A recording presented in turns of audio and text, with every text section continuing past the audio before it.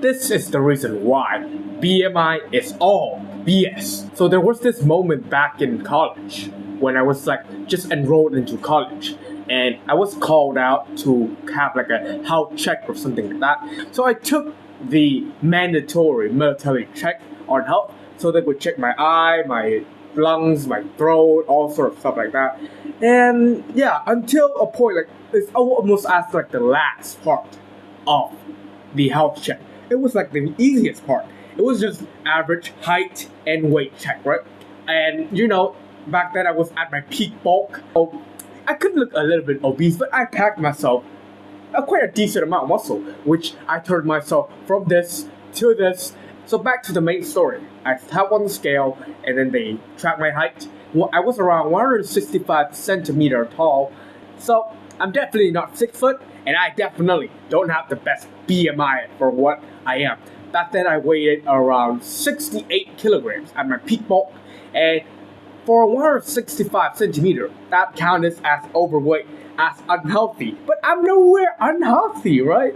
I can still lose fat relatively quickly. I can still get into the best shape of my life if I actually want to get into a proper good diet. But BMI, they don't give a fuck. Maybe I don't have that much muscle, and all I do is eat junk food, sit at home, do nothing every single day, and I get fat. But I still am 68 kilograms or something like that, like my peak bulk. Even though my muscle is lower, I would still have that same BMI. Or maybe I have that same amount of fat, lower amount of muscle, but that drops my weights down. So that gives me a healthier BMI. I'm considered healthy. What the fuck? Isn't that kind of sound outdated as fuck? So what is BMI? BMI, as the story I just told you, is just a metric that accounts for your height and your weight, that gives you a number, and whichever that numbers lies into the groups are. If you're 16 or 15 BMI or whatever, I don't know too much about BMI, but I know it accounts for your height and your weight, and that's it. And it will put you into a group, whether if you're underweight, healthy, overweight, obese, all sorts of stuff like that. So if you're obese, you don't get to go to the gym school. I was at verge of obesity, according to BMI, honestly, when I still have this immaculate jawline. Bro, chill out. I have muscles. I'm healthy. I can do shit. But BMI doesn't give a fuck. It only accounts for your height and your weight and a number, and it puts you into a group category where you're overweight or underweight or, healthy, something like that. So why is it outdated? Why is BMI, for me, is BS right now, and you should use a different metric to actually account on your state of body composition? It is because it doesn't account for muscle mass and actually body fat percentage in your body, and actually strength size and all sorts of other more metrics that could come in and actually affect on how healthy or unhealthy or strong you are. So let's simply imagine this, right? The analogy I just made. Imagine the version of me with less muscle and the same amount of fat. Let's say in my whole body I accumulated 6-7 kilograms of fat. That same 6 to 7 kilograms of fat, but I now have 2 to 3 kilograms less muscle. And that version of me, 2 to 3 kilograms of less muscle, have a better BMI score than the version of me who's jacked as fuck, but he got some fat to lose. What the fuck?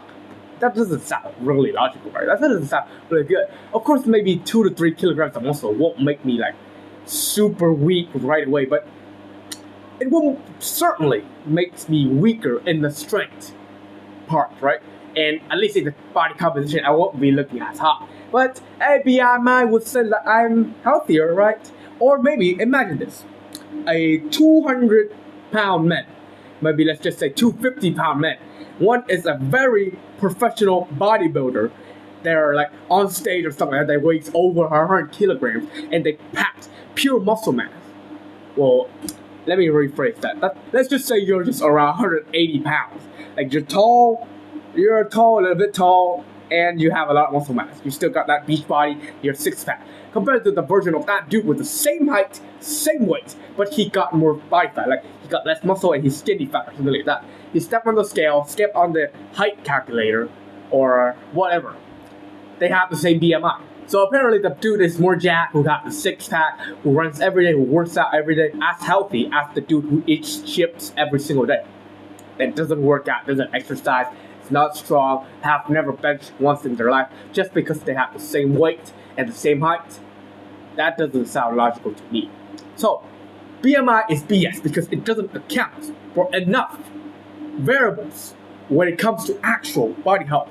For me, there are some variables you need to add in, but just height and body weight will just not cut it. It's outdated. It has too much of a margin of error, so actually accounting for someone if they're healthy or not. Like maybe, of course, BMI may work in the past, like in the hard time, when like the war time, where people doesn't have anything to eat, like no one has the time to actually go on and freaking go to the gym and actually pack for muscle.